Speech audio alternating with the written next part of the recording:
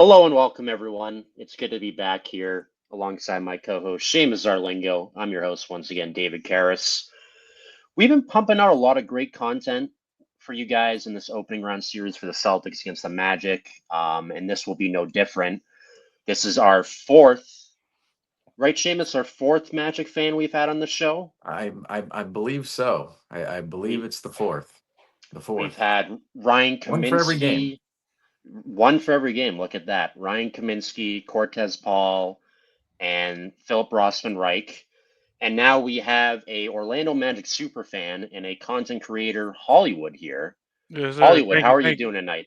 I'm doing great, man. Thank y'all for welcoming into this channel. Even though, yes, our teams are at a competition right now, it's always good to see the fans just come together and talk playoff basketball. Of course. At this point, with all the Magic fans we're having on here, we're going to have to branch out and make a Magic Talks Weekly channel as well. Yes, sir. Yes, Um, sir.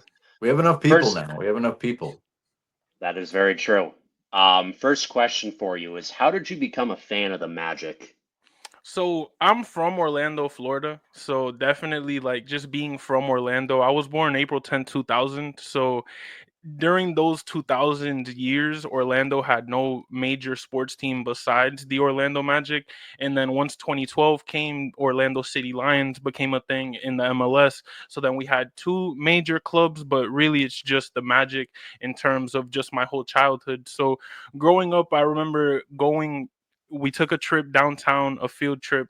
We took it and we went to the Bob Carr Theater, which was on the same street as the old Amway Arena, which was our main facility. The O Arena turned into the Amway Arena, and it had a Superman cape just draped over the entire building. So like imagine if it was TD Garden on that TD North Station sign and a huge cape just draped from the roof down. It was like I don't even know, like 30-foot cape. And as a kid just seeing that, I was like, no, that's crazy. Like Superman's in there. And then that's when they introduced me and they were like, yeah, that's Dwight Howard. And I was like, Dwight Howard? Who's that? That's not Superman. And then they were like, oh, but that is.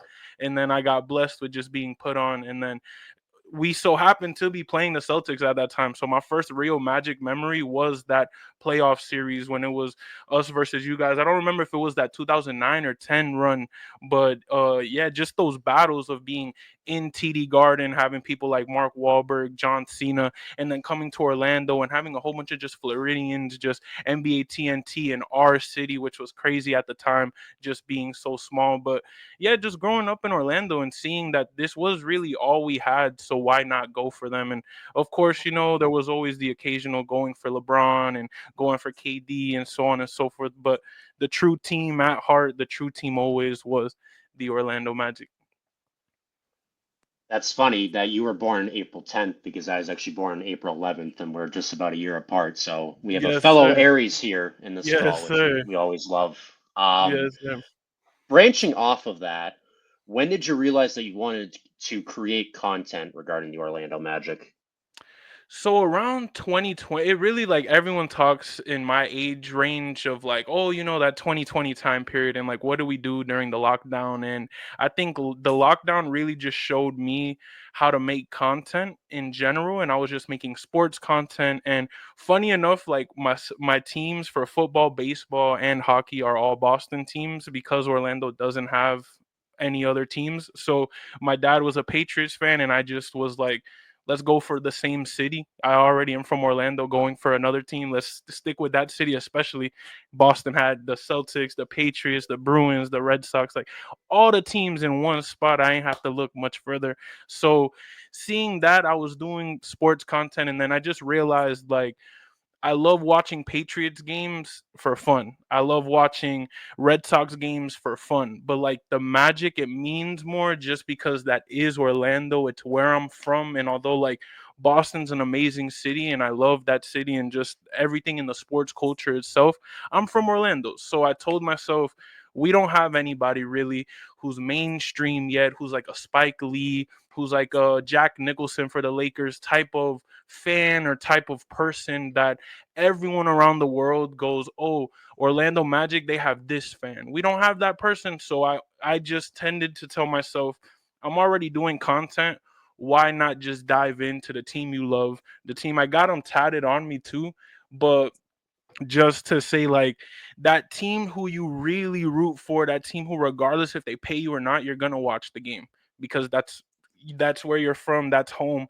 So seeing that, I was like, you know what, like, we gotta make some noise and gotta.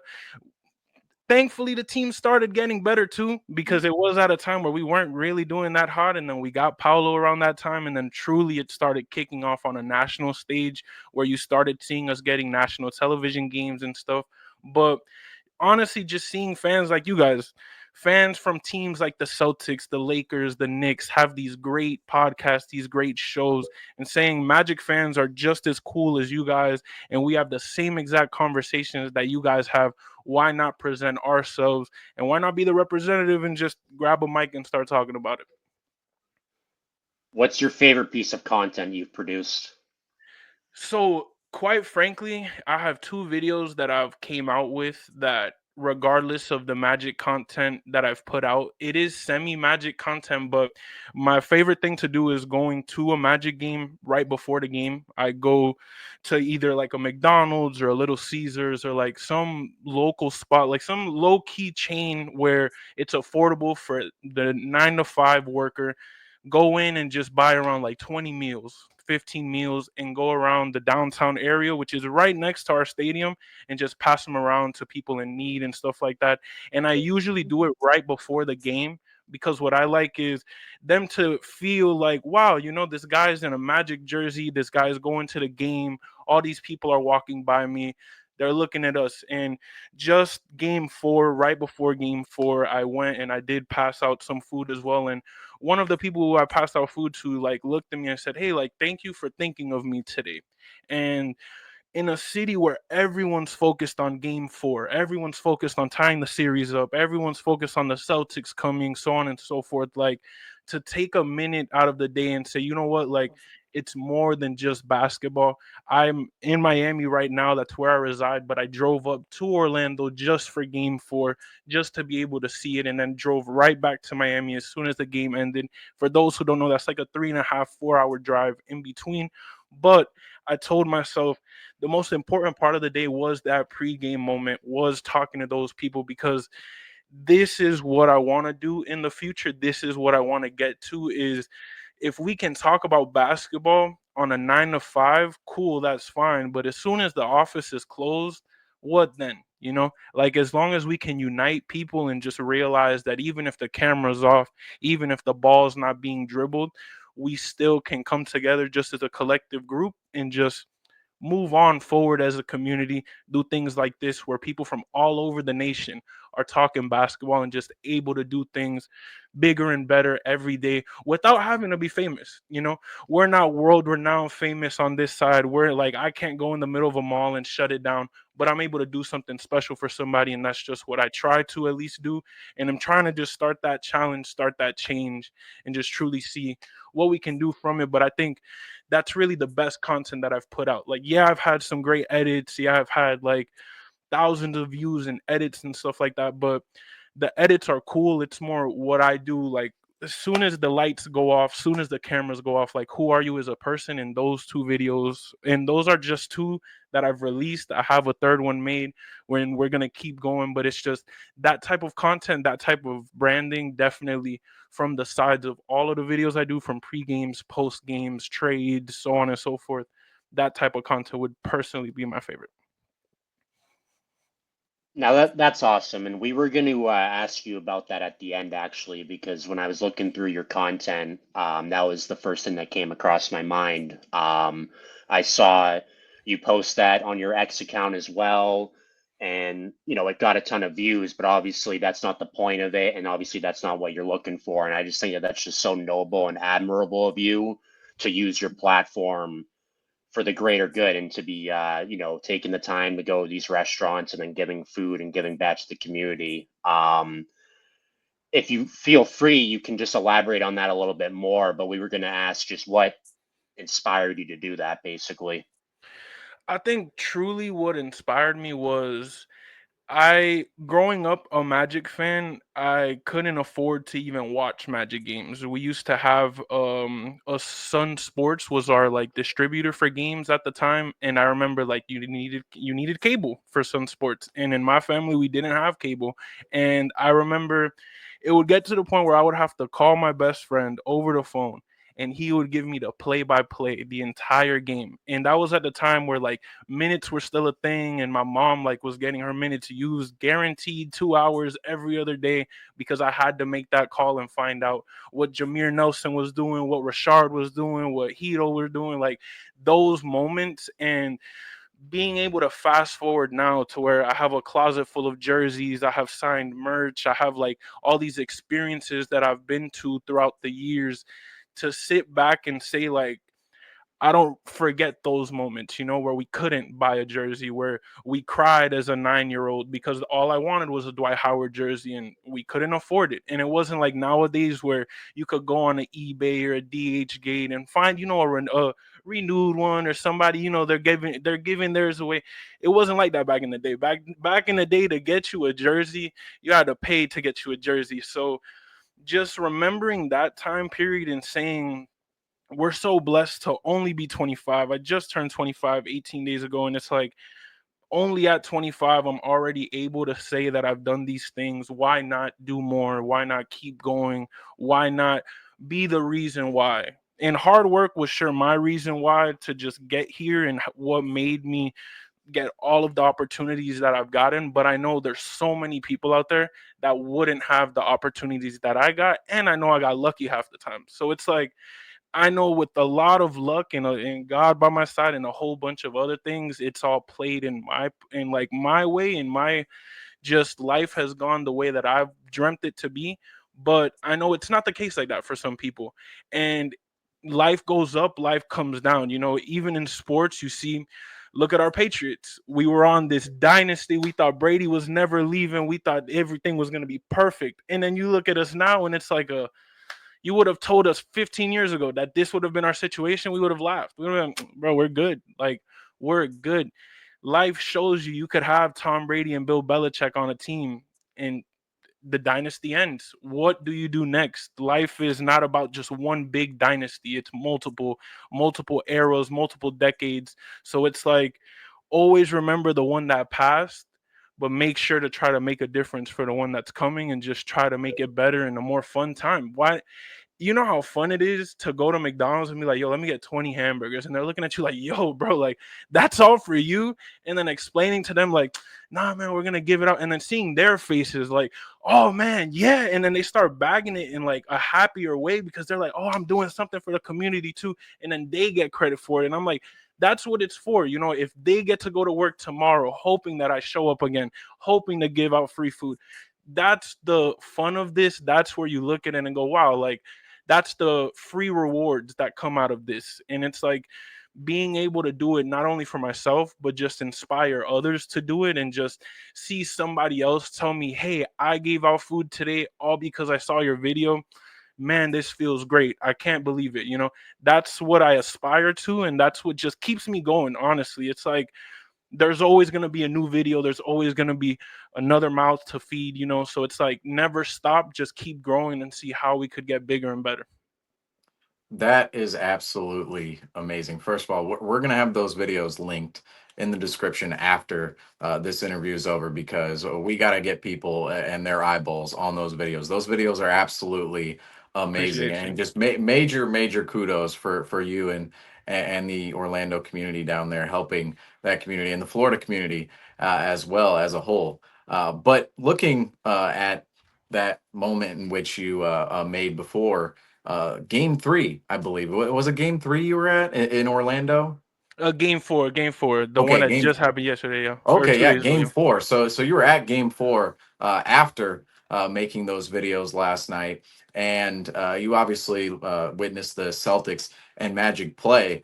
So far in this series, looking at your Orlando Magic, now they're down 3-1 at this point in this when this is being recorded. However, the Orlando Magic, I believe they've over exceeded expectations to a lot of people out there. But from your perspective, how have the Magic played in this series? So honestly, I mean, just to say that where we were in October when both obliques got torn. For those who don't know, Franz Wagner and Paulo had tore the right oblique, and it was a time period where we, as Magic fans, I believe, yeah, it was that Novemberish or December 6th or 7th was the day that Franz went down, and around that time period, all hope was lost in the Magic community. Myself, I'm the most optimistic Magic fan you'll meet. I will always say we will come back. The day is not over, but everybody was in a mood when that happened. And to fast forward to now, they're back, and we're not only playing. I wanted the Celtics very bad, not only for the love that I have for Boston and just that community in that city, but y'all just won the championship. We're playing the team that just did what our dreams, like Magic fans dream of doing what y'all just did last year. I'm 25 years old, and it's every single day that I wake up as a Magic fan saying, I cannot wait for the day we just win one, let alone y'all got 18. So looking at that, going into this series, knowing that we didn't have a Jalen Suggs, knowing that we didn't have a Mo Wagner, we understood as Magic fans, look, this is going to be difficult. Just don't get swept. When we go into this game, and I get it, this is where it might get a little turmoil in the chat. This is where the video might get a little turmoil. But when we start playing a little physical, right? And we start bringing that intensity, and I get it. For some people, it's like, man, what you doing? It's the first round, and quite frankly, if you're not a Magic fan, you're not gonna think the Magic are getting past the first round. So I'm glad to see that at least these players came into the game knowing that these games are gonna be the 8 o'clock games. These games are gonna be the ones on ABC. These aren't gonna be the Tubi games. These aren't gonna be the TBS games. These are gonna be those 8 p.m. ABC primetime games because we're playing the Boston Celtics. And our guys have came in. Yes, a KCP is underperformed. Yes, we don't have Jalen. We don't have Mo. But our guys are fighting that game 4. Sure, we lost. Sure, it's 3-1. But if we would have made just half of the free throws we missed, if we would have just kept our hands up instead of going down on half of the plays that we fouled you guys, it would have been a closer game and we might have won the game. So seeing it from that angle, it's just you guys are NBA champions for a reason. Y'all are trying to do something that hasn't been done in a while, which is win that back to back. You have a Jason Tatum and a Jaylen Brown who are a historic duo. We're not even just saying a good duo, they're a historic duo from this era of basketball. Now, come in this Magic team who, yes, we've had all of this adversity. And even if we lose in Boston, it doesn't matter because, yes, we won one game, but we weren't even supposed to make the playoffs. Once our 2 stars went down, the fandom was lost. The team itself had like a little mini identity crisis. We went on a couple runs, but we truly just didn't know what to do. And going into this series, just seeing our guys put up a fight, whether it be in Boston or in Orlando, and just showing up every day, trying to win the game at least, even though there might be some questionable plays, some elbows that shouldn't have happened, which I will admit, but it's at least good as a Magic fan to see we're not just going down quietly against the NBA champions, against the team we used to have a rivalry with, against a great team like the Boston Celtics. How would you grade this series for the Magic so far? Does it exceed expectations in your mind, or does it just meet expectations from what you thought this Orlando Magic team, how you thought they would play coming into the series? I think that's a great question. I would honestly say it meets expectations.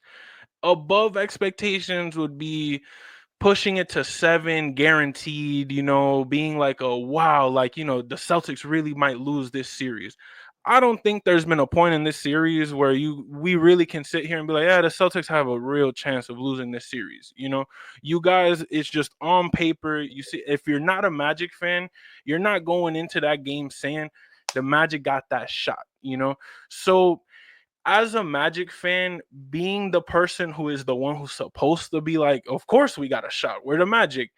I would say we met expectations because, of course, we knew it was going to be a battle.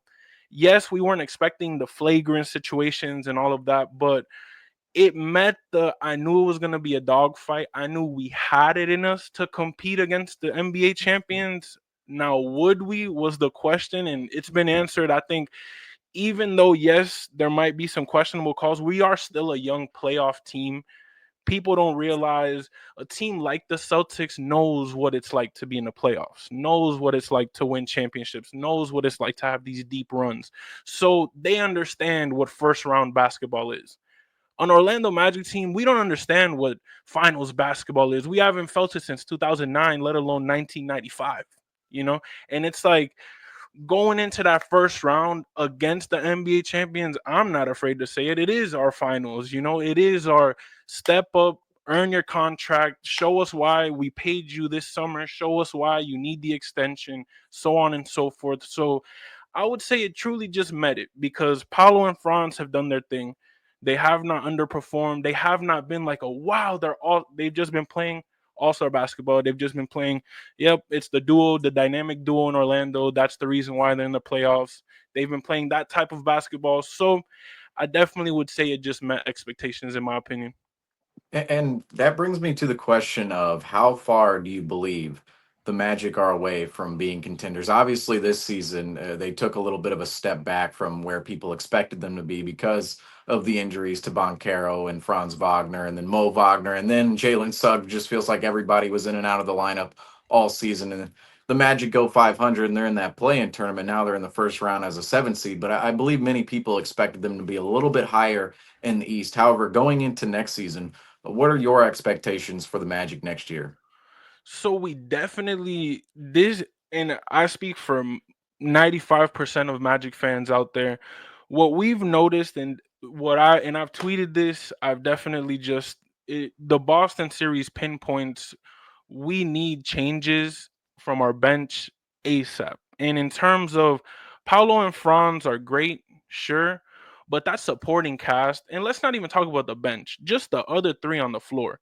We can't have a Caleb Houston come into a game in the play-in tournament or come into the game in the first round and give us a better performance than KCP, who is that third option that we have because, of course, we don't have Jalen Suggs, we don't have Mo.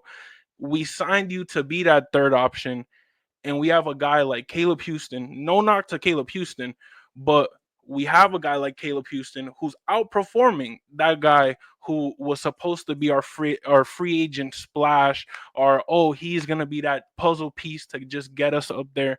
We need to make a splash if we want to if we really want to contend for a championship. I'm not talking about an Eastern Conference Finals. I'm not talking about getting past the second round. A true NBA championship, we have to have a third star in terms of you look at everybody else. You look at you guys. We don't even have to go further than that. You guys, sure, you have Jaylen Brown and Jason Tatum. But what people don't realize is that Porzingis, that Drew Holiday signing, that Derek White stepping up, that Peyton Pritchard being the guy, like those guys stepping up is what made y'all champions. Sure, Jaylen Brown and Jason Tatum walked out to the door of the club, but those other guys were the one who pushed them in, because they were standing at the door for a while. They were standing saying we deserve to be in that door, and everybody knew it too. There weren't people saying, Jaylen Brown, Jason, they don't got it. No, it was a when will Boston finally get it? When will they finally click? And then they did. So then now, looking at that and seeing we're not going nowhere with just Apollo and Franz. As great as they are, they cannot do it all alone when we're facing teams who have depth. And when I mean depth, you guys look from top to bottom. We ain't even mentioned the finals MVP. We ain't even mentioned Jason Tatum. You just put the other guys on the floor, and in the East, they're getting to the second round, And it's like without that type of supporting cast with our all-stars, with Apollo and Franz, I don't think we'll crack that championship caliber, but where we are to get there, I think it really is just a couple moves will really get us to the right spot, but we are in the same exact pathway for a couple moves will send us 20 years right back.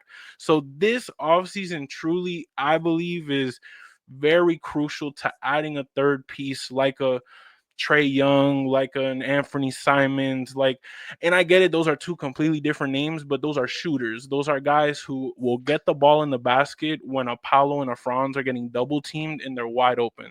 There's too many wide open shots that we have in this series against you guys that our guys are just clanking. They're not making them, and they're open. It's not like they're not open, but clearly we're putting up the worst 3-point shooting team in the NBA performance in the middle of the playoffs. And just seeing that in a 3-point ran NBA, it can't happen. We need to definitely make a change in that supporting cast to just improve shooting. But you saw with everything that we had, we were still a play-in tournament team. We're still a 7th seed.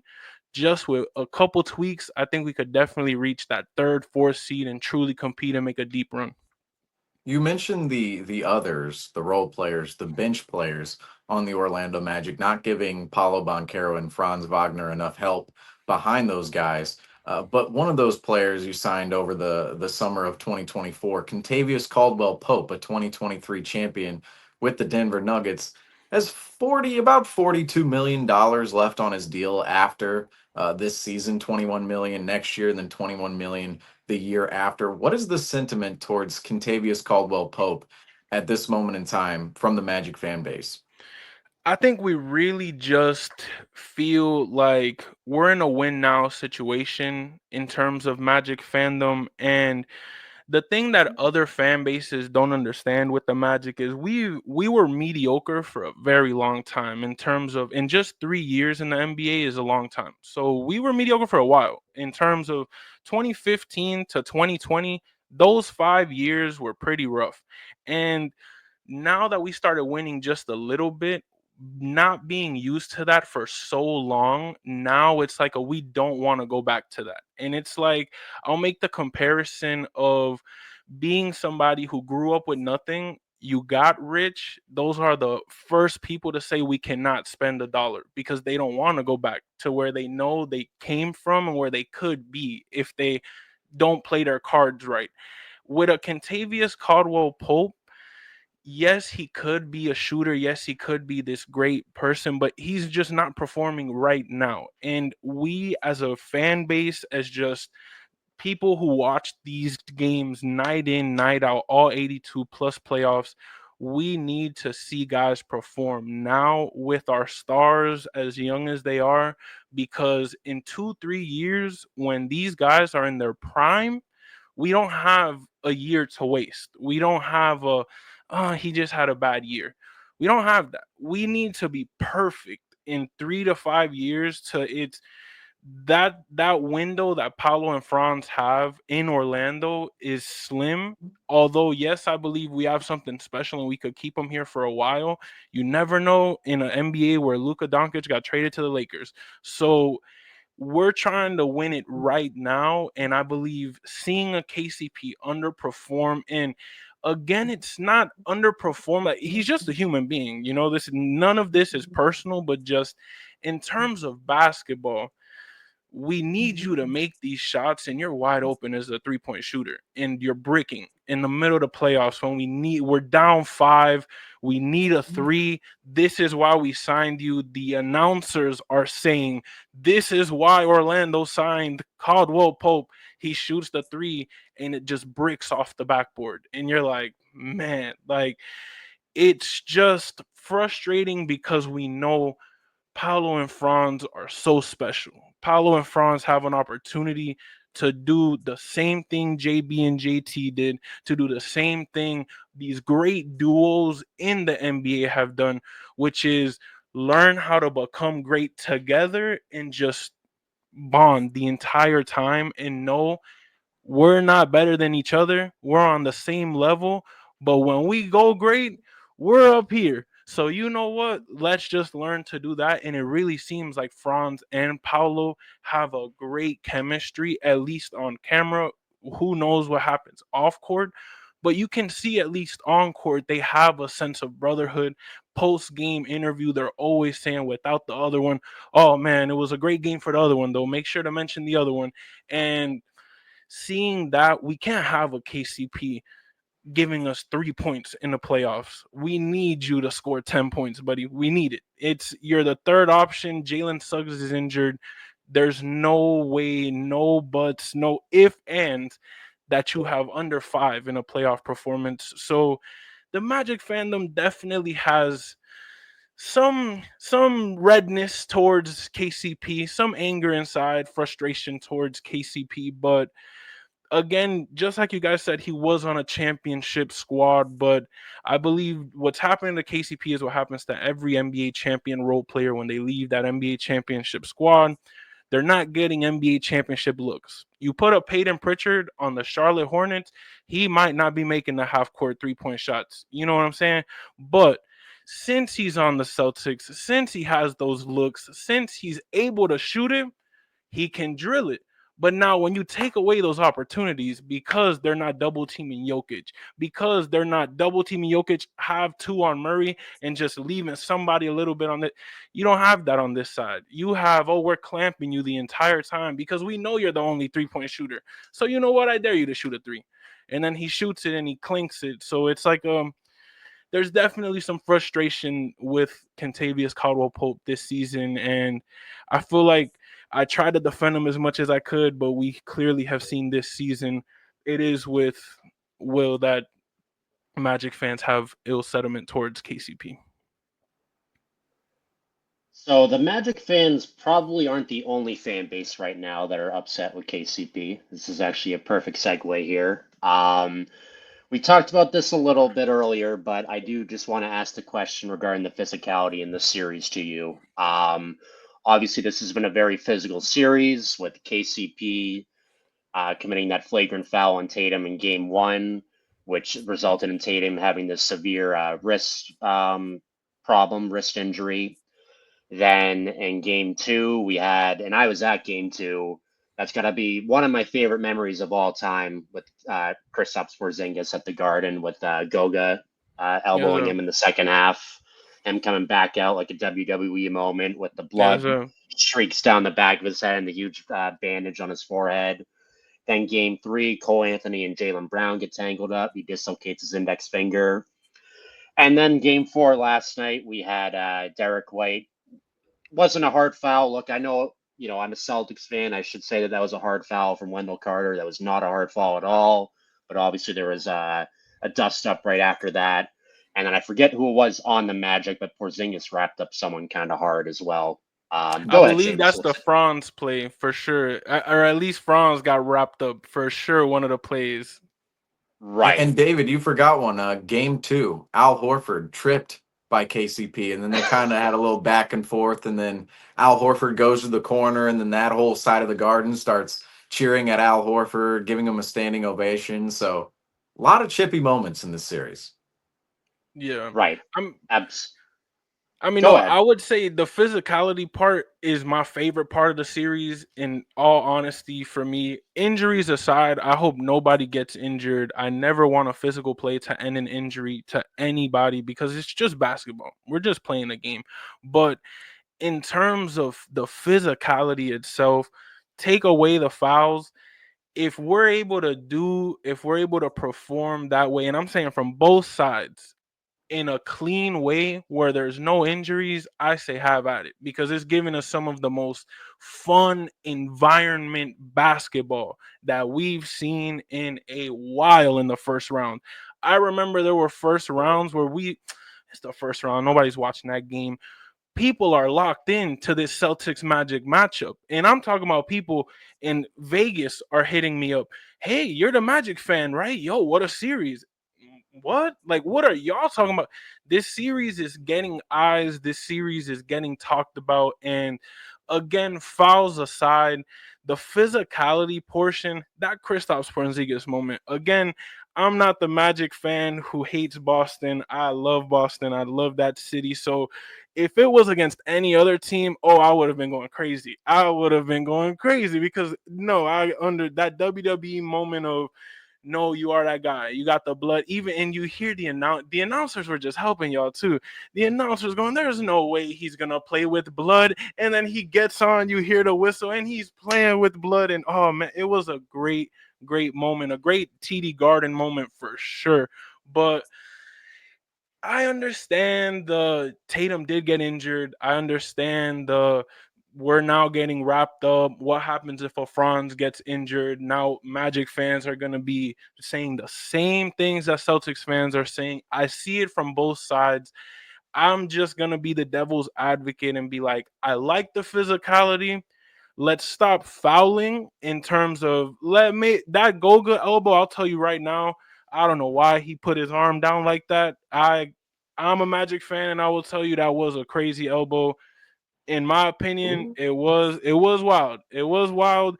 It wasn't to the point where I'm like, all right, we're fighting over this. It definitely was somebody's there. Don't throw an elbow like that because it's bound to happen. Don't get mad if they're trying to fight you because it happened. So to me, again, all injuries aside, if everyone can come out the game safe and just healthy, I say be physical, give us the clapping, give us Al Horford pointing the finger. Like, that's playoff basketball. That's the memories. I remember KG going up to Dwight Howard and Dwight Howard going up. And that's what I remember. And I don't even remember the score. I don't remember what happened. I don't remember, but I can tell you, I remember those moments. And I feel like if we're able to bring that physicality back into basketball just as a whole, imagine how good Jason Tatum and Jaylen Brown can be if they learn how to truly be those dogs like the '04 Pistons, like those 2000s teams who just really were physical. They weren't as bad as the 90s, but were grit and grind. And that Memphis Grizzlies run team with the Zebos, the Mike Conleys, like tough teams, the Tony Allens, like we need those players back in the NBA, and again, the fighting, this ain't boxing. We're playing basketball. There's no reason to fight over basketball. But in terms of just we boxing out a little harder, we're putting our hands up.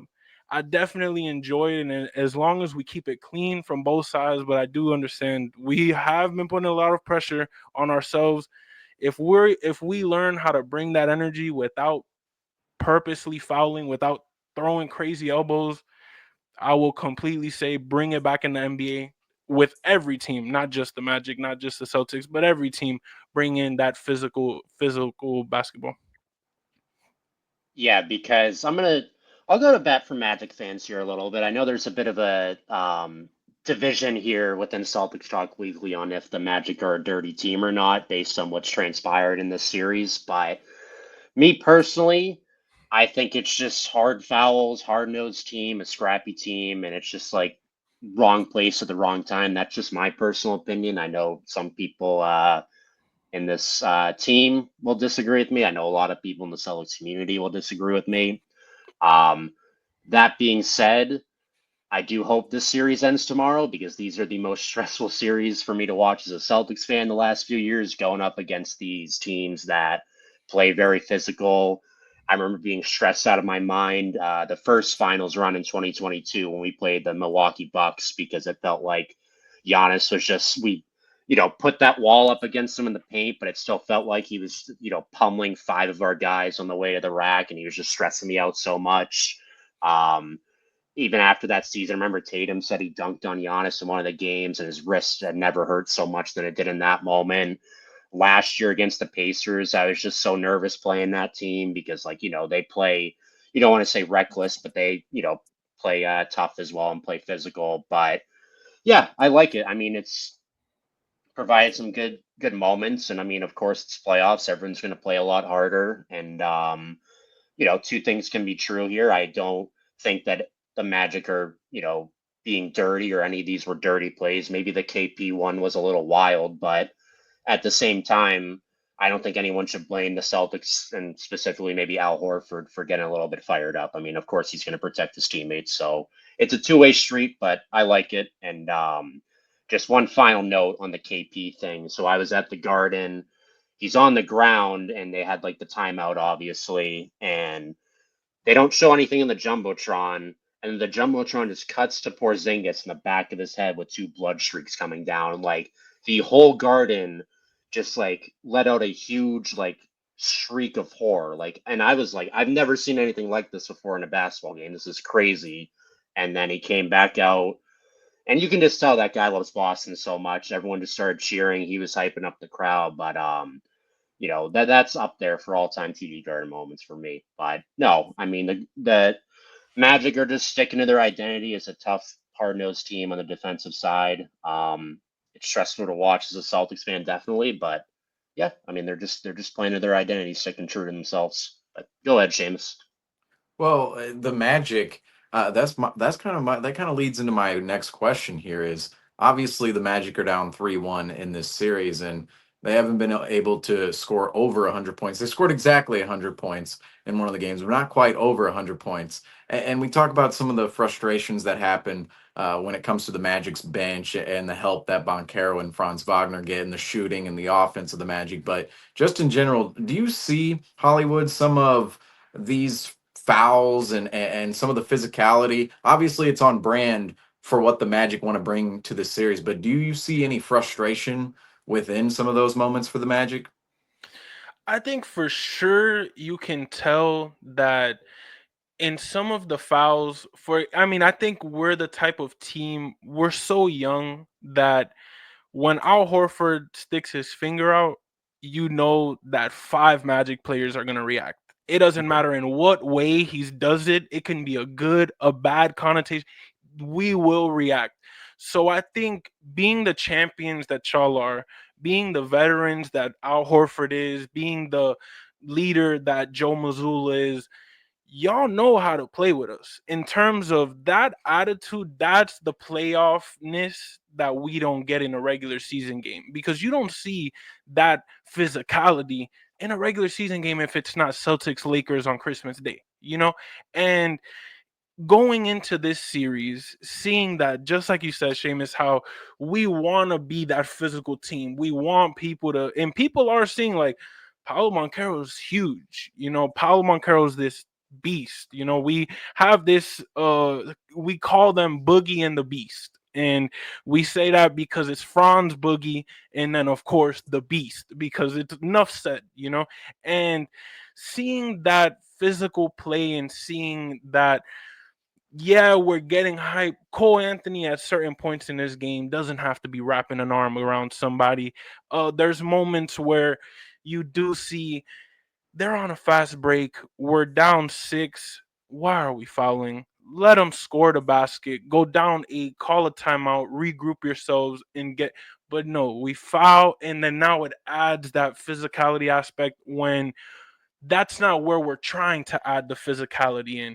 We're not trying to add it in a fast break when you're about to score and it's blocked by James. We're not that team yet. We need to be the team that, all right, y'all better enjoy that fast break, because that's the last one you're going to get this quarter, And I feel like being so young, we definitely show. Thankfully, we don't show it so much with our bodies anymore, as opposed to the beginning of this season, where just this season alone, offense, we would shoot a 3, we would miss, and you would see a Jet Howard, you would see a Franz Wagner just and like, being a fan, paying money to go to a game and seeing a player do that, it's great. We're not winning the game. Oh man, if the player is doing that, what am I going to do? How am I going to root for them when I'm already seeing the player just huffing and puffing off of one miss, 2 misses? Seeing that we are such a young team, I definitely do believe some of the fouls, not going to say all of them, but some of them definitely are on that frustration aspect where y'all called us the little brothers. Y'all said this and that. Jaylen Brown, oh, you want to fight? All right, cool. We'll show you want to fight. And then we go in and we do a little harder of a foul on a regular layup. Again, should we? No, because that's not the physical team that we're trying to be. We're trying to be what we were before this series, which, in all honesty, outside of the Celtics fan base, yes, they're saying like, oh, they're playing physical, but there aren't really that many people saying the Magic are a dirty team. It is, of course, the people defending their team. And just like y'all said, you have a right to, and Al Horford has a right to stick his finger up and stand up for his teammate, because I would do the same thing if they did it for us, and we would get mad if they were bullying Apollo Jalen duo, and we're like, why is Mo Wagner not standing up? Why is Jonathan Isaac not standing up? Why are our tough guys not coming into this game showing their body a bit? Seeing that, I will say that going into next season, we do got to cool off a little bit in terms of learning how to be physical without being angry.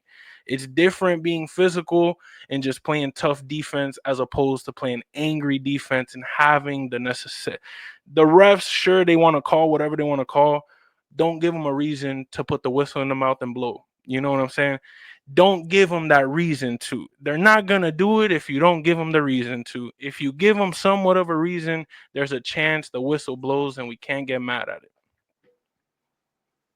Now, sticking on the topic of fouls, Jamal Mosley made some comments after the game last night where he somewhat implied that the Celtics were getting a better whistle than the Magic. The Celtics went to the free throw line 32 times compared to the Magic only going to the line 20 times. What is your stance on the free throw disparity in this series? Do you think that the Magic have a tighter whistle than the Celtics, or do you think it's do you have any qualms about it, or what has your thoughts been on the officiating from that regard in this series between the two teams? I think, with all honesty, you for sure can see, at least from my perspective, in game 4, I was there, and just you can tell the Celtics in certain moments were definitely getting more of a whistle. But being a Magic fan, if you really are a Magic fan, you would know the Magic never get a whistle. The Magic were on charts. We always come out on the stat sheets. The refs that come to Orlando are usually some of the worst in the league. And what happens is the Celtics, the Lakers, the Knicks, these teams, the Cleveland Cavaliers this season, those are the teams that are going to get the best refs, the best matchups, the best staff, the best commentators. Now, as Magic fans, I've been to games where teams, and it's just a Hornets Magic matchup. No marquee matchup, no knock to the Hornets, just a regular East matchup. And we're not getting the whistle. It's not because it's playoff basketball. It's not because it's the champions. It's just we're looking for whistles against now an NBA champion team in the first round on their quest to go back to back. While you're a 7th seed who really has no titles, no real history besides 2 great runs, and a fan base who's just itching for whatever they can get. Now, it is sports. It is, the Patriots got calls when they needed calls, the same way the Chiefs are getting them now, the same way the Yankees get them, the same way all of the teams, the Dodgers, so on and so forth. When you're hot, you're going to get some calls. But I don't think it's to the extent to say ref calls have changed anything in this series in terms of those free throws, in terms of, oh, you guys have gotten those 12 more.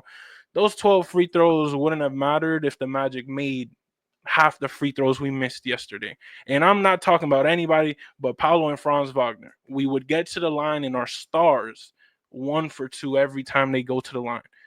Those are free points that we're getting.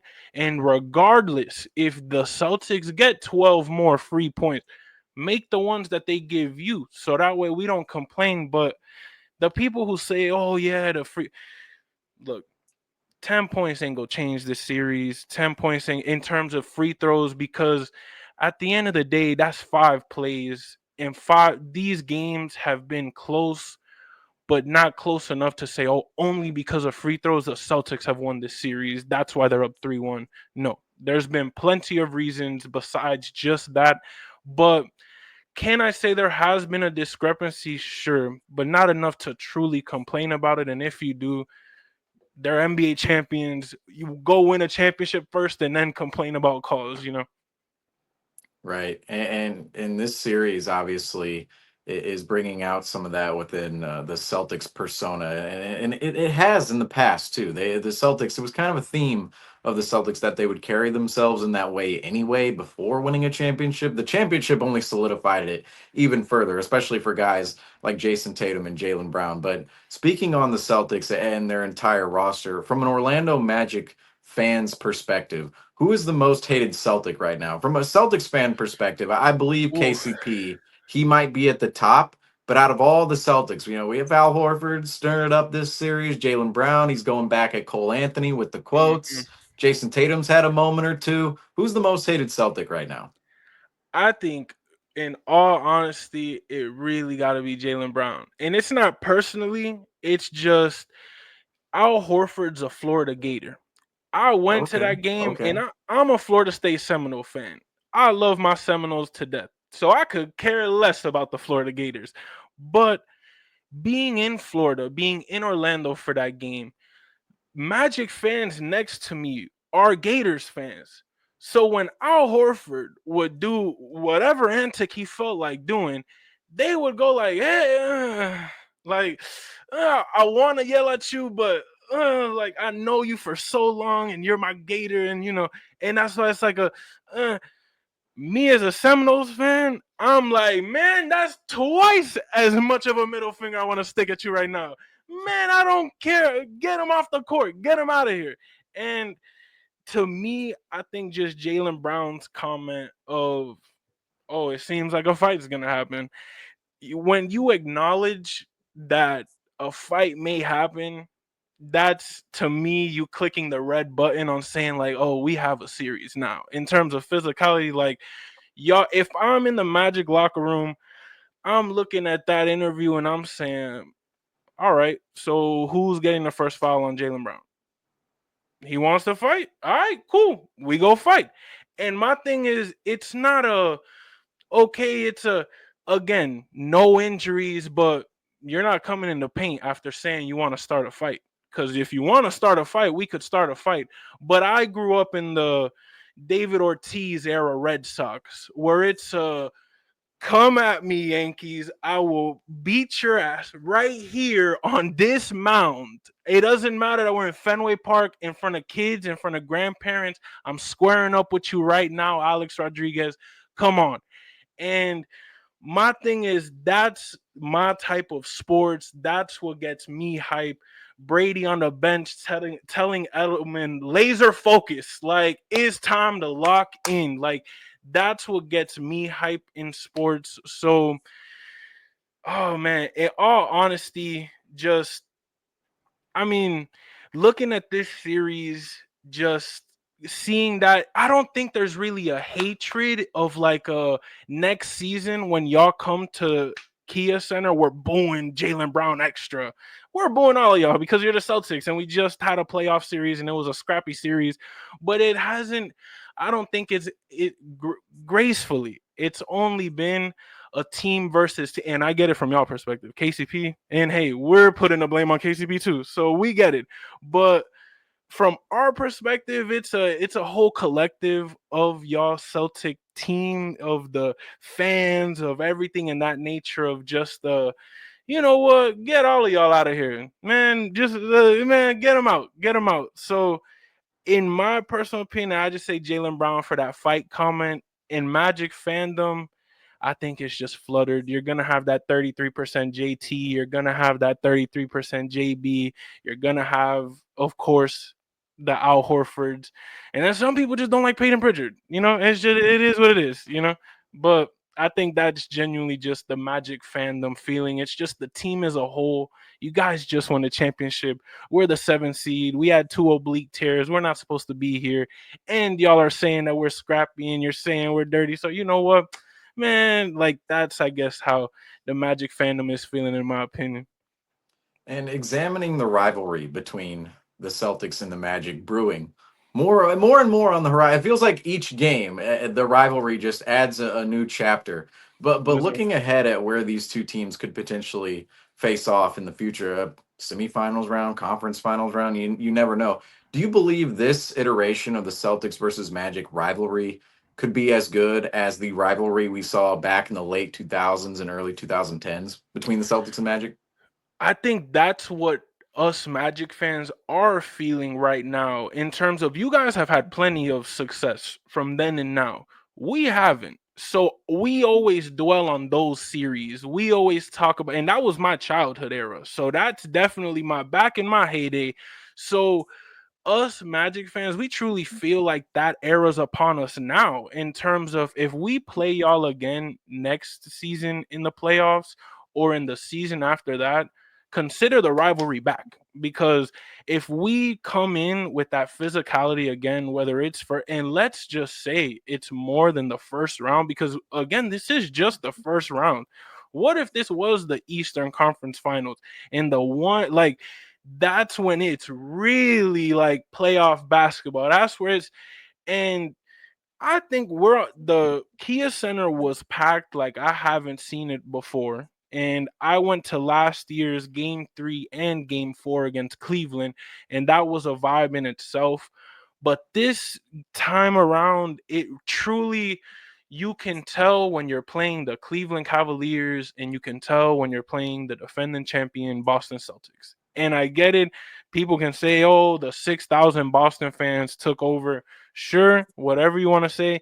But being there, it was a sea of blue with little, of course, little patches of green here and there. But the atmosphere in itself, when our announcer, who, if you don't know, it is his last season and the team let him go. None of the fans wanted this to happen. We all love Paul Porter and we want him to be there forever. But seeing him, hearing him announce our team saying it's a timeout, Magic fans stand and cheer, everyone was standing and cheering. Everybody got up and you saw the people wear the shirts. You saw the people wave the towels. So to me, that rivalry of, if everybody else sees it, I say we need maybe 1 or 2 more series to truly be back. But between us, Celtics and Magic fans, I think it depending on how these next games go, it might be back. Because if we so happen to shock the world and go into Boston and y'all play Laxy Daisy basketball game 5, y'all say y'all got it in the bag, we come out pedal to the metal and we go crazy. Y'all come back game 6, it's in Orlando, playoff atmosphere again. You never know what could happen there. And look at what just happened game 4. It was an inch away with like 2 minutes left. It was, or 4 minutes left. It was a tie game. So the atmosphere, the games have been close. You really never know what could happen in this series. So just like we said, each game, it seems like it adds more and more to the rivalry. But I can truly say, as a Magic fan at least, that Celtics rivalry has never left. Truly, every time we play y'all, we always remember the KG era. We always remember the Paul Pierce era. And now that we have the, I'm not going to say the better version, but you guys are literally fighting for a back-to-back championship version of the Celtics. I gotta say it's back. You know, as a Magic fan, I gotta say it's already here, and I hope game 5 goes great. Of course, I don't want the series to end, but if y'all truly want to win this game, I don't mean to sound like Kevin Millar, but close it out tomorrow. Because if y'all don't close it out tomorrow, you never know what could happen game 6 at the Kia Center. We got Paul Porter is going to be his most likely last game. It's going to be a whole bunch of people's last go around at Kia Center that season. And then you go to game 7 in TD Garden, ABC, most likely on like a random weekday because nobody expected a game 7 in the first round.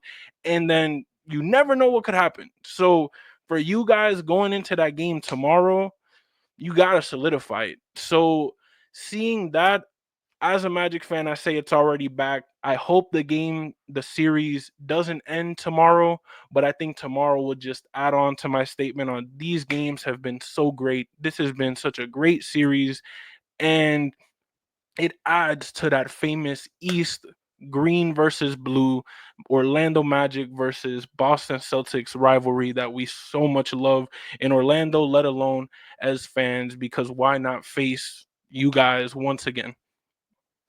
And touching on Game 5, going ahead, obviously a big uphill battle against the Celtics. The Magic have down 3-1, and you gave out the Kevin Millar quote right there, where we're gonna hold you to it. We're gonna hold you to it for Game 5.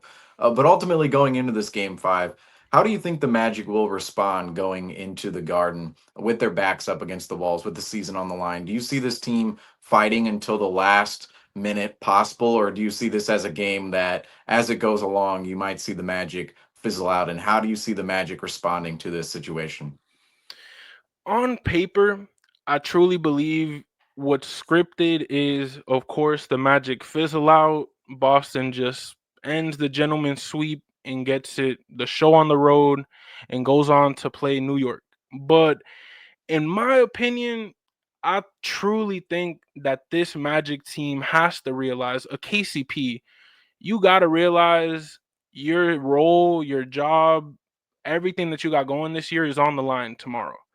These guys on the bench, the Tristan the Silvas, the Anthony Blacks, who Anthony Black, one of the youngins who I pray we keep on this team because I see so much value in an Anthony Black.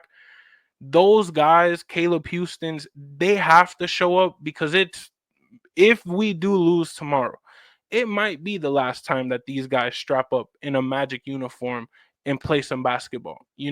So as human beings, I truly believe when your back's against the wall, human nature brings out the best in you as a competitor. And I truly think that this Magic team, especially with the scrappiness, with all and everything that has gone on in this series, there is no chance that we go in tomorrow with our heads down and we say it's over. If anything, I think it just helps us being down 3-1 because if it was tied 2-2, we'd go in it saying, oh, we have game 6. Being down 3-1 is a we don't have tomorrow. We have to play today. And I think that's where as a Magic fan, I believe the Paulos score the 40 pieces, the Franz score the 20 and 10s, the Anthony Black goes for 23 points. And I truly have a sense that Boston's going to come out swinging, Boston's going to come out playing their best, but I think that this Magic team, with their back against the wall, is going to try at least. Are they? That's what we're going to find out tomorrow. But I think they're definitely going to try their best to play the best basketball they've played all year because for most of these guys not named Paulo Banchero and Franz Wagner, their jobs depend on it. Their roles depend on it because next season is not a guarantee. Last season, we were so hyped that we made the playoffs finally, and we got Paulo, we got Franz, and oh my goodness, we forced the game 7. We're up 18 and we lose. Cool. All of this happens this season. We're playing y'all, so on and so forth.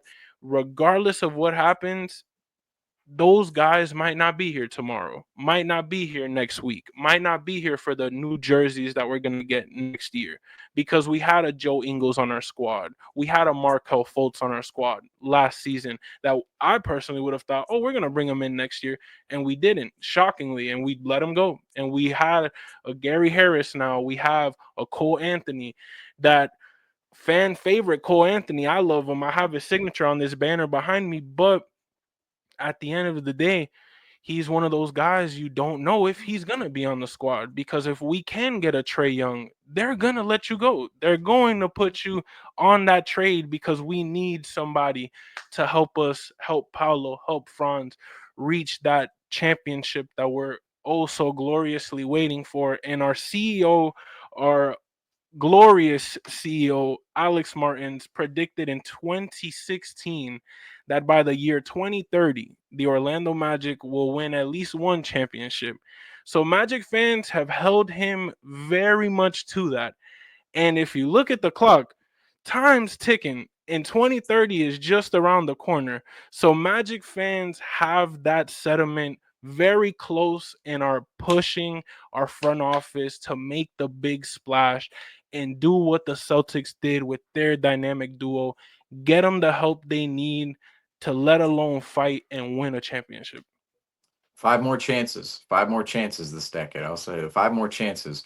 But speaking on an important five, game five coming up here, you talked about all of what's on the line in game five for the Magic, but what's also on the line is Paul Porter's last game as the public address announcer of the Orlando Magic. Obviously, earlier this season, the Magic and Paul Porter announced that it would be his last season, but then there was some controversy laced within all of that, and it turned out the Magic seemed like they decided it was going to be his last season, and they basically fired him. He's still around, still announcing. Obviously, still his last game is pending. It could have been his last game in Game 4. He could have been there in the building for his last game, but still pending in Game 5. But do you have any insight as to what exactly happened there with the Paul Porter situation, being within the Magic community? It's not something that's widely known around the NBA, but it's certainly a story that is worth mentioning and talking about. So what is your opinion on the Paul Porter? It looks like firing from the Orlando Magic. I want to first off give you a thank you for acknowledging Paul Porter, because as Magic fans, like, he is like our red. He is like like, we have certain people in our organization, Pat Williams, and these are guys who they're very key in Magic history, and Paul Porter is that guy who, alongside Pat Williams, those two in my life, like, if I can do anything as a human being to just give thanks, I would, because without those two gentlemen, my life, I would not be here. I would, and I get it. I am not personal with them. They don't know who I am. I took a picture with Paul Porter. That's all he knows of me. But the Orlando Magic would not be who they are without those two people, let alone a Paul Porter. And Pat Williams is the reason why the Magic became a team. Paul Porter has been our address announcer since the start of it all in 1989. And he lives in Tampa. And the only insight that Magic fans have is that he lives in Tampa, and for those who don't know, Tampa is like a 2-hour drive with traffic to Orlando, and he would make that drive every game and back right after the game. No ifs, ands, or buts. And a lot of Magic fans, when the news first dropped, myself included, thought, oh, it's the drive. Oh, he couldn't do the drive no more. Like, that's it. That has to be it. There's no way he got fired. That fired didn't cross any of our minds for the first hour that the news had broke. Once that hour passed, once people started posting the thank you Paul Porter post, Paul Porter himself responded under one of the posts, "Hey, I didn't leave. The team let me go." He goes on Facebook and he puts out a post saying, "Wonderful Magic fans, so on and so forth. This was the Orlando Magic's decision. This was not my decision." At the game yesterday, at game 4, which, like you said, possibly might be the last game he ever announced as an Orlando Magic PA announcer, he told fans, "It's not my decision. I hope you know." Fans went up to him after the game, took photos with him, said, "Paul, we pray that this isn't your last game, but if it is, thank you for it all." And he said, "I hope you know this was not my decision." As a Magic fan, there are things like the Dwight Howard trade. I wasn't around for it, but like the Shaquille O'Neal letting him go, those moments, those were hurtful in Magic fandom history. Those were moments where Magic fans, when we traded Victor Oladipo on that draft night, Victor Oladipo Sabonis for Serge Ibaka, I vividly remember that moment. It was one of the worst moments for me because I just loved the Victor Oladipo. At the time, I was 15 years old. He was my favorite player on my favorite team, and it was like Dwight Howard all over again, right? Now, fast forward, right? You go into this year, and you see, as Magic fans, we care a lot because we don't have championships. We don't have historic runs. We don't have retired jersey numbers. So we have a Paul Porter. We have people like him who've showed up time in and time out whether we've been the bottom or where we've been the Eastern Conference champions, which is the highest we've ever reached as a franchise.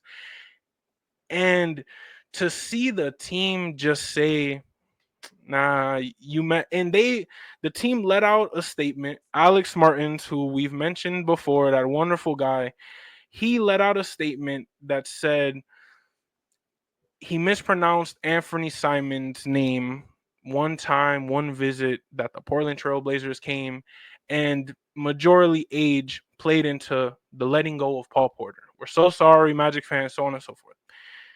Magic fans know his voice like if it was your mom's, like if it was your relatives. Like Paul Porter's voice is so iconic.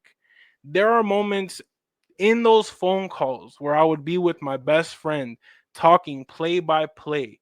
He would yell out Paul Porter's calls. He would go 3, Rashard, Lewis, and everyone knew who Paul Porter was, all because of his voice. He could be walking among us and nobody would know, but the moment you closed your eyes and he spoke, you knew who he was. And to just see the team let him go, as nasty of a let go as it was, not even let him have a farewell season, not even say, hey, we thank you so much for everything you've done for us. Let's give you a final hoorah. Let's let the fans honor you. Let's let the fans come in and show their thanks. They just say it on the last game of the season, 2 days before, funny enough, playing you guys on April 9th. We're letting go of Paul Porter. The April 9th game is his last regular season game.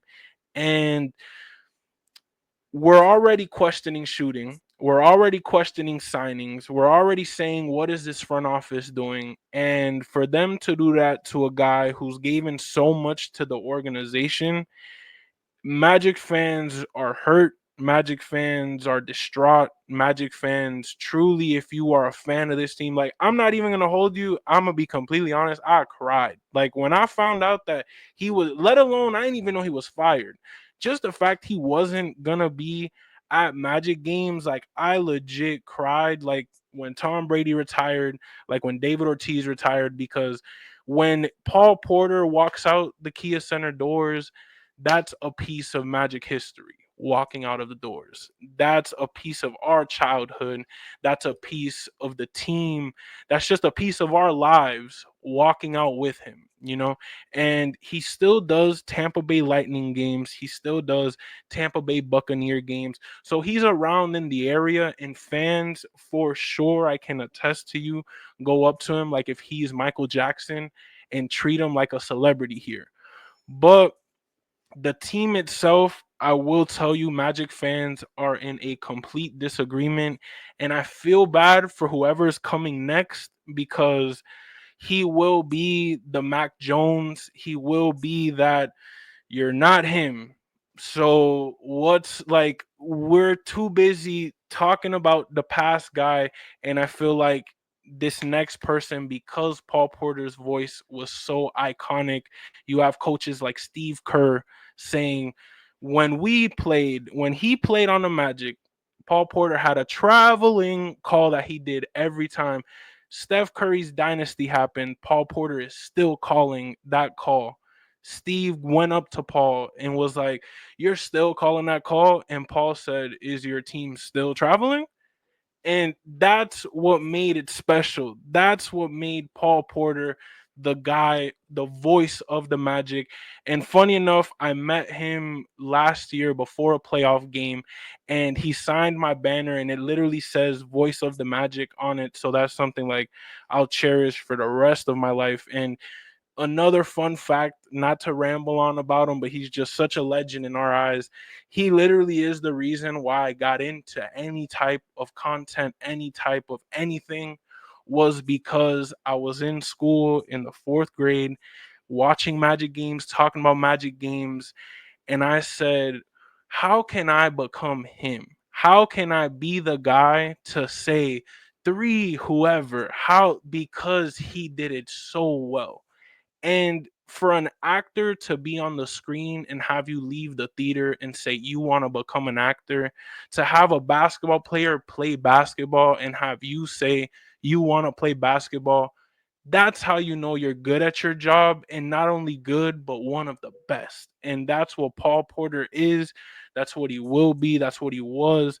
And just like Bret Hart, best there is, best there was, best there ever will be in Orlando Magic PA announcing history, let alone fan history, my life, and just a big thank you to everything Paul Porter did to this organization.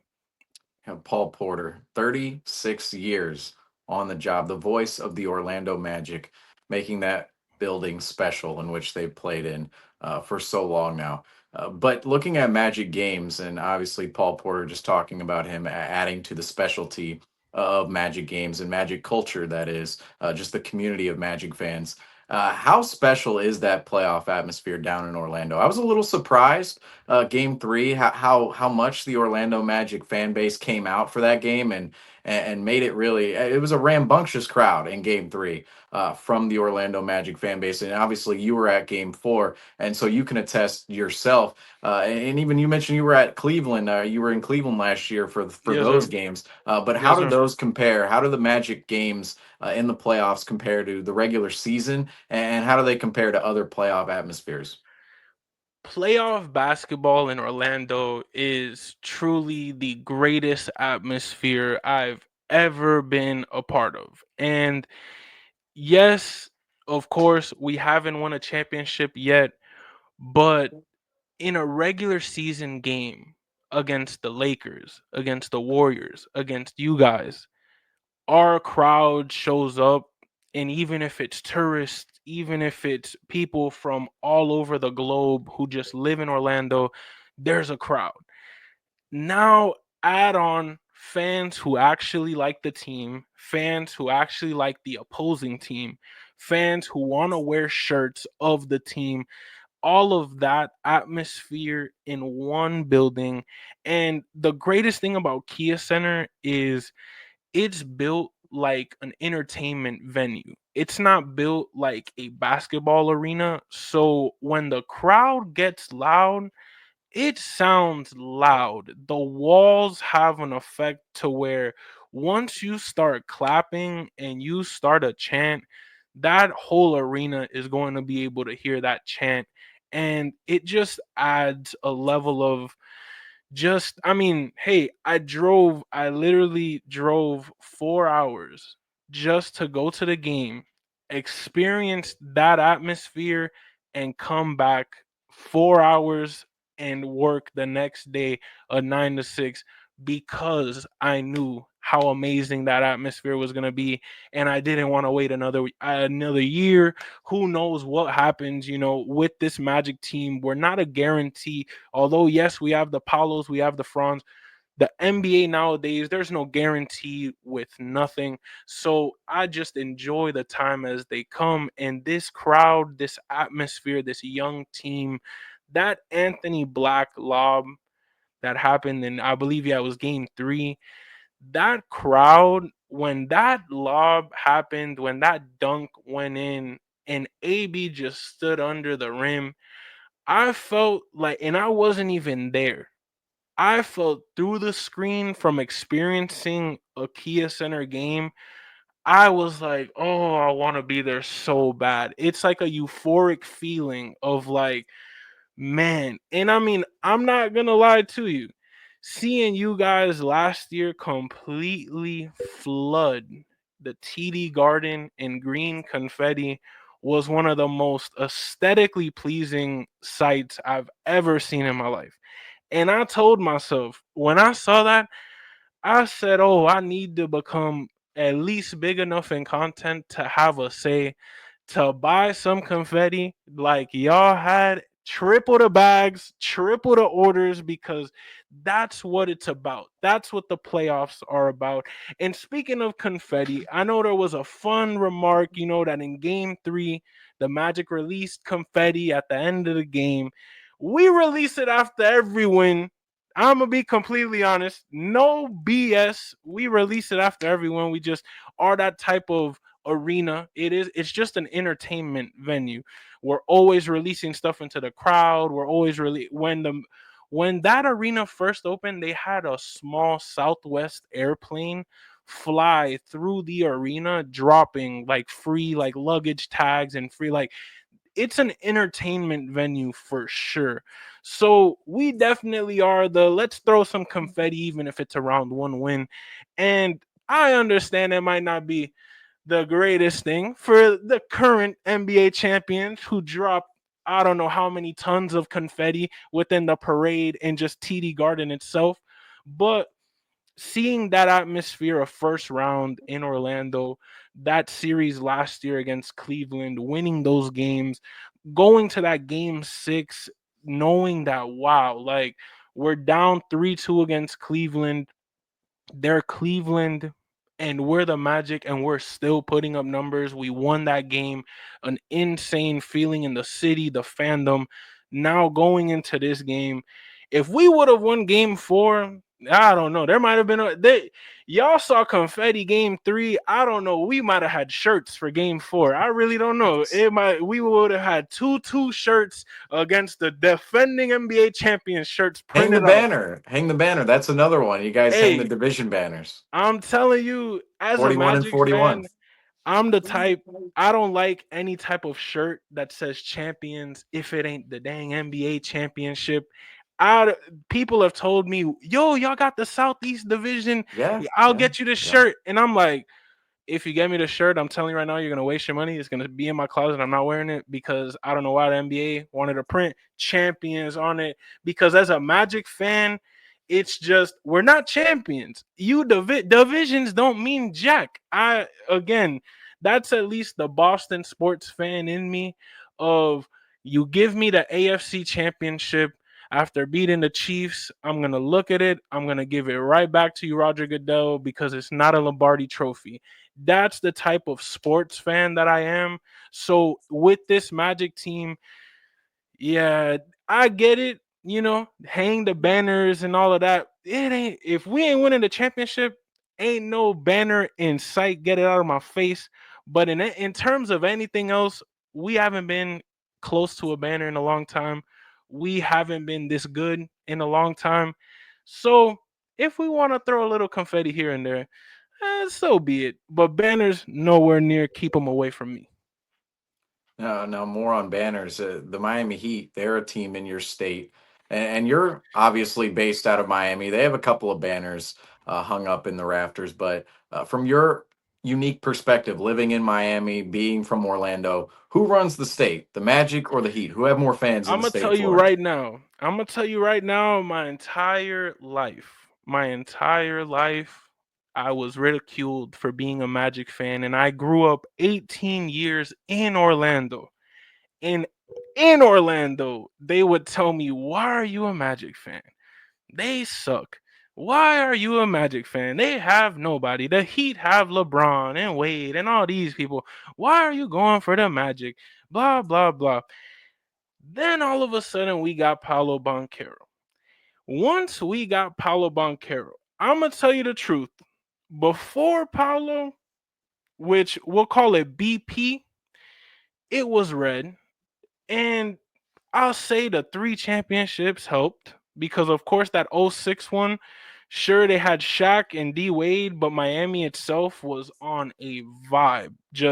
They just won their first NBA championship, of course, and just a sports championship in such a great city like Miami. It blew everything out of proportion in terms of sports, and then to go in 2012, 2013, have that run with LeBron.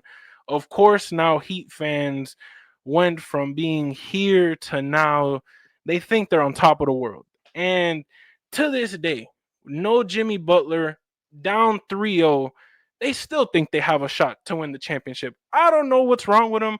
I don't know what they have here in the Miami water that makes them so passionate. But I'm going to tell you this. I went to game 1 this year. We're talking about 2025. And the Miami Heat went down so bad that with 8 minutes left in the game, you had Heat fans leaving their home arena and you had Orlando Magic fans Yes, we're not talking about defending NBA champions going to a first round opponent arenas matchup. No, we're talking about the Sunshine Battle Game 1. Magic fans, we have the videos on Twitter. If you think I'm lying, took over the hallways and were screaming, "Let's go, Magic! Let's go, Magic!" To the point police got involved because they thought it was so like serious that things were going down. So I'm gonna tell you this: Florida's blue. Florida's been blue this year and last year. I'm gonna be honest because of course I cannot lie on your show. It's been red for a while, but blue is back. Blue is back. It was blue for a little bit. We let the boys down south have their fun, but now it's blue once again. And I mean, at least for right now, you never know. You never know where KD is going to end up. They got ties with him coming down to Miami. You never know how this NBA season could go and how just the off season, let alone, could go. And the Heat can do Heat things and completely transform their team. But for right now, it is guaranteed blue. No ifs, ands, or buts. You could see the matchups when they've beaten us. It took a Tyler Hero miracle shot to beat us. And we have one of the youngest duos that's truly just putting on a show every single night. They're breaking not only NBA records, but historic NBA player records in terms of you have a list that has LeBron James, Kobe Bryant, and Paolo Banchero.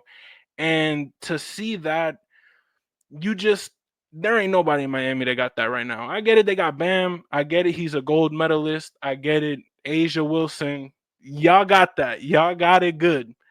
But we got Angel Reese in Orlando. For those who don't know, Angel Reese do be popping out all the time at Orlando Magic games. There is a little something something going on in Orlando with somebody in Angel Reese, but we go leave it at that. The Orlando Magic are coming, baby, and I think Florida has been blue for these couple years, and we're going strong. And yeah, this is that Celtics matchup. We got a 3-1 matchup that we're facing, that game 5 that we're awaiting. But I think Florida, no matter what happens tomorrow, it's blue, baby. Blue all the way. What's your favorite memory as a Magic fan? Ooh, that's tough. That's tough. But I think genuinely, this is gonna be in no BS. It's on Twitter. I will post a screenshot. It was 2016, I believe. I was a sophomore in high school, and the Celtics had Isaiah Thomas, right? And it was that run with Marcus Smart and them boys. Great Celtics team. And my friend at the time tells me, "Hey, I got Magic Celtics tickets." And he knew I was a Boston fan. He knew, of course, I'm a Magic diehard. So he knew I was interested in going into it. Of course, I'm going to go to this game. He tells me, "Yo, pull up to the game. I got tickets." When I get to the game, they were pranking me and they never told me that they didn't have tickets, right? So I get to the door and I'm like, "Yo, where you at?" "Yo, I'm on the way. I'm on the way." All right. And keep in mind, I'm 15, 16, so I'm there 2 hours early. I had nothing but time at that moment. So I'm ready for this Magic game. It's Magic Celtics. I know we might get smoked, but you know what? We got Victor Oladipo, Aaron Gordon, Vucevic. Let's put up a fight against these Celtics, right? And then the game's about to start, and it just suddenly hits me. And I tell myself, you know what? This man might have played me, but you know what? God is great. I'm at the Magic Arena. It's Magic game day. It's against the Celtics. You know what? Let's just chill. And I literally just sat down, and thank God at that time they don't have it anymore. But at that time they had a screen in the Orlando Magic team shop outside where you can see the games from the window, basically. Like you're sitting down outside, but through the glass you can see the entire game. So I just sat there and I said, oh, I'm just going to watch the game. My mom had already dropped me off. I'm not going to ask her to come and get me and tell her about this embarrassing moment. I'm going to just be here the entire game, act like I went to the game, call it a day. It's a Celtics showing. They're having a ball, and I'm just watching the game, and I'm like, dang, it sure seems cool in there. And then all of a sudden, a homeless guy comes up to me, and at that time, souvenir cups, which had the 3D print of whatever player, were $5 at the time, free refill, and that's all I had, $5 cash. I'm like a 16-year-old, no job, and that's all I have in my pocket. And I'm ready to buy this souvenir cup, but I'm not going to the game anymore. So this guy is talking to me, and I'm like, you know what? I was going to spend the money anyways. Why not just give it to him? He's having a good conversation with me. We're watching Magic basketball. You know what? I was going to spend it. I grab it. I give it to him. He gives me like an insane reaction. Like, kid, I didn't even ask you for money. You're like 16. Like, I feel bad. It's $5. Take it. Everyone just gives me coins. I'm not going to take your $5. And this is a homeless man. You can tell he's homeless. And he's telling me, like, kid, I'm not taking your $5. And I'm looking at him like, bro, I was going to this game. I'm not going no more. Take the $5. I would much rather give it to you than buy a cup that I'm not going to care about. And he gave me a hug, and I expressed gratitude with him.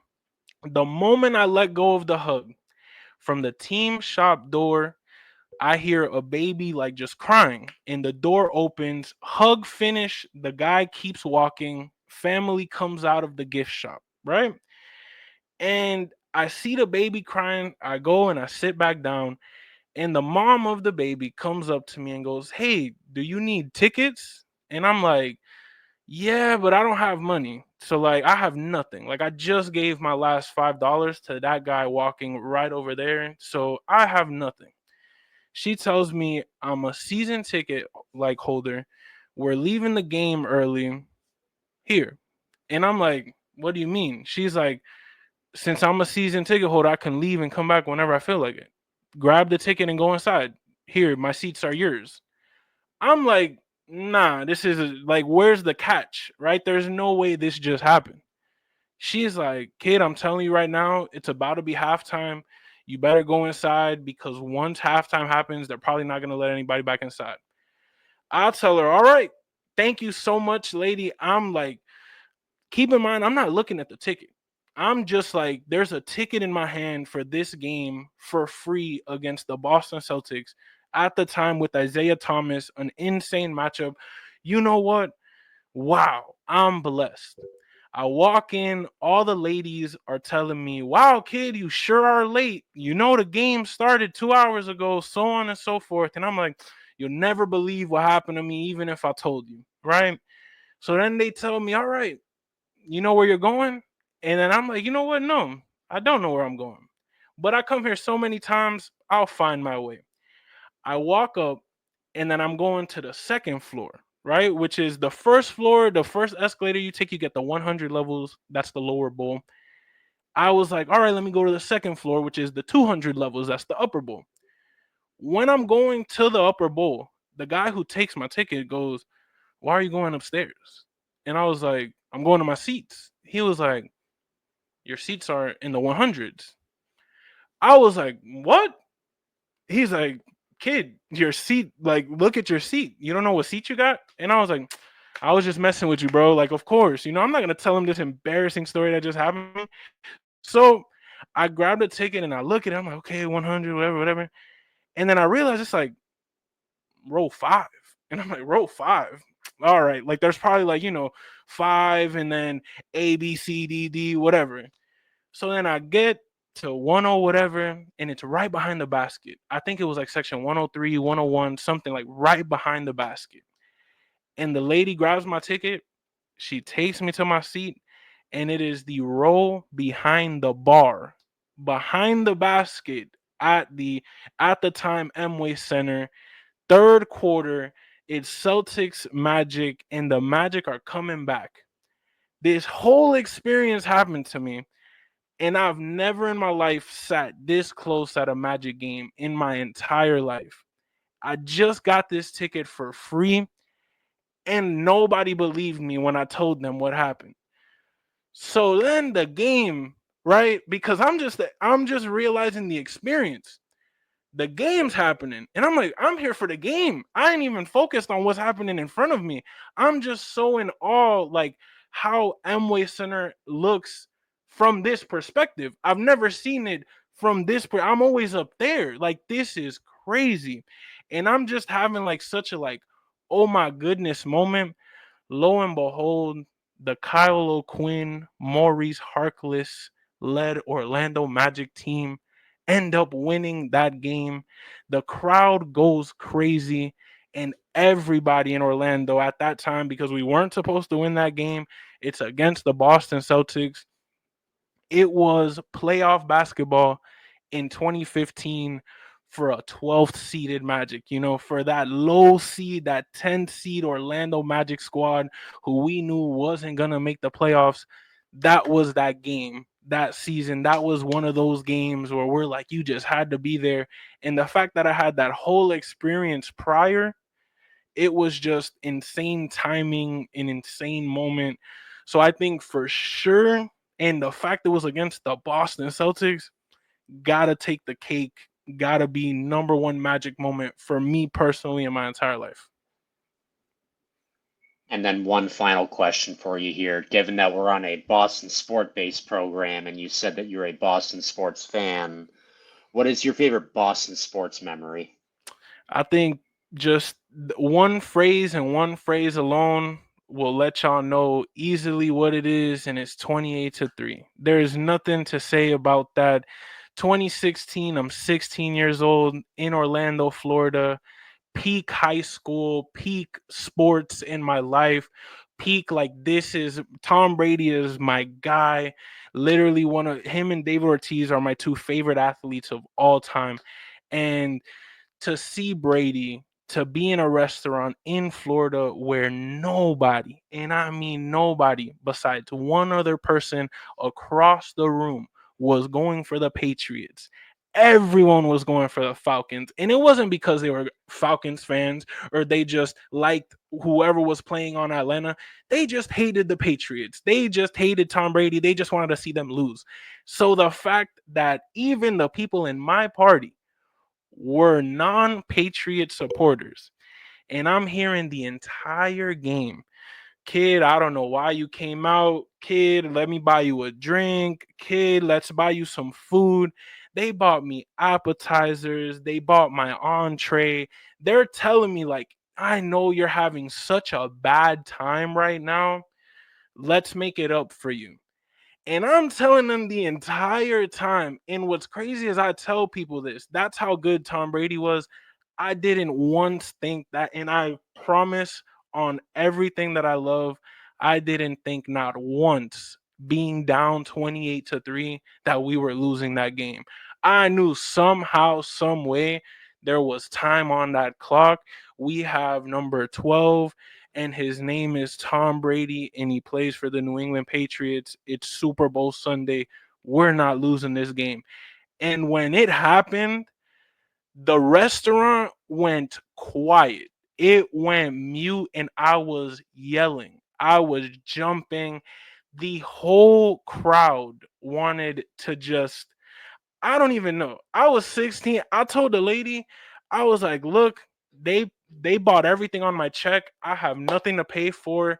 Here's $10 for a tip. I have to leave because I'm about to get jumped. It was so just the most insane moment to witness that as a kid, and that being the championship. 2013 Red Sox have a special place in my heart, just being in a swivel chair watching that game late at night, seeing our pitcher put his hand in the air as soon as, oh man, it was just a great moment. But that 28-3 will always be that championship for me in life, with soccer, with basketball, besides the Magic ever winning a championship. That 28-3 Super Bowl win will be the championship I talk about for the rest of time to anybody if they ever want to talk to me about sports until the day the Orlando Magic get one.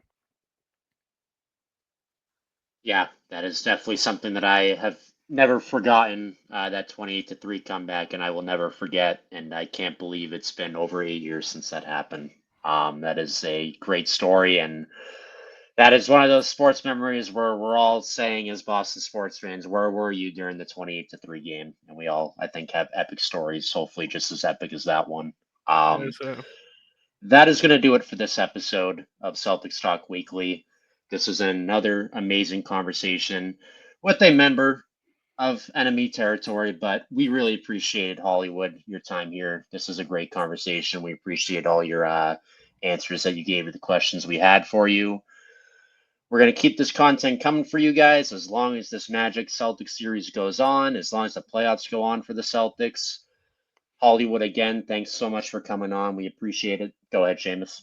One more respect to the Magic fan base and everybody covering the Magic out there. We don't know what's going to happen beyond Game 5, but everybody we had on these programs, I mean, absolutely phenomenal. I mean, we're enemies right now, the opposition, but it really doesn't feel like it whatsoever. I mean, the whole basketball community, it's the NBA, the National Basketball Association. We're all associated with each other out here. So just major respect to the Magic fan base after all of our interviews and after all of our interactions here. Just absolutely amazing. Yes, sir. And I want to say to both of you guys, to just the channel in general, thank y'all for having not only myself, but just Magic representation as a Magic fan who remembers being a kid, being like, why aren't any Magic logos in the store right now? Why aren't any Magic logos in that NBA commercial right now?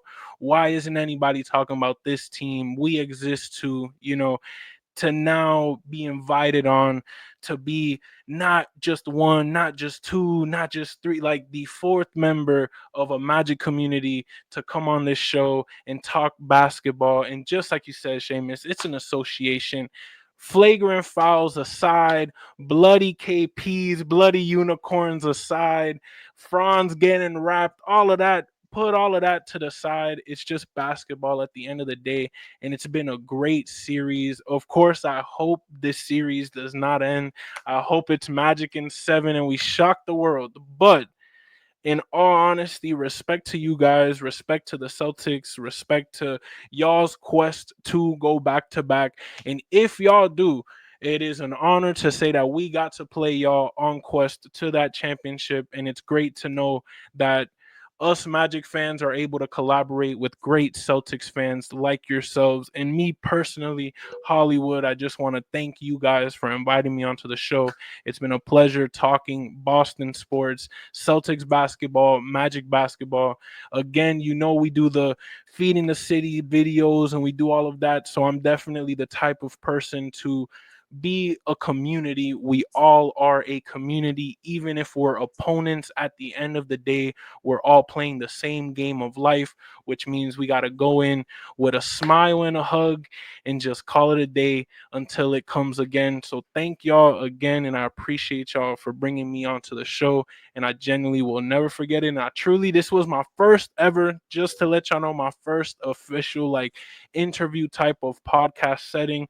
So I want to thank you fellas for just putting me on the spot and giving me an opportunity to come on the show, showcase my talent and showcase my fandom for my favorite team. And it's been a true pleasure, and I appreciate y'all. I have one more message. One more. I was trying to write it up here.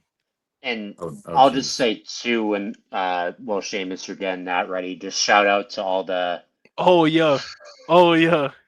Season 5, baby. The trash Season talking 5. session has happened already. Jeez. Season 5. Here we go. But no, quick. Everybody in, baby. There. Everybody in, baby. Let me get mine. Tell the bench. Everybody Tell in, the bench. baby. Tell the bench. Everybody in, baby.